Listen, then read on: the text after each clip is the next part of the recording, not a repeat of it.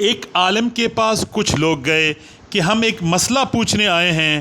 مسئلہ یہ ہے کہ تبلیغ والے ہم مسلمانوں سے ملتے ہیں، ہمیں کہتے ہیں مسجد میں آؤ، تبلیغ میں نکلو، یہ ہم ہی سے ملتے ہیں، ہم ہی سے کہتے ہیں چلو نکلو چلو نکلو، اس کی ضرورت کیا ہے، اس کا فائدہ کیا ہے؟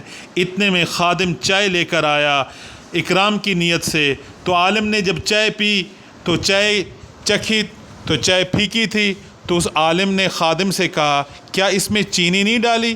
تو خادم نے کہا چینی تو ڈالی ہے، آپ اس کو چمچ سے ہلائیں تو میٹھی ہو جائے گی، چینی موجود ہے، اس کو ہلایا نہیں ہے تو چائے میٹھی نہیں ہوتی۔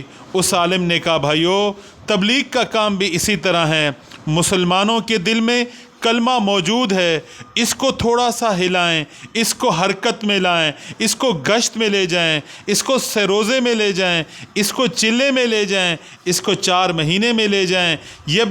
جب یہ چلے گا پھر ایمان کی مٹھاس محسوس ہوگی۔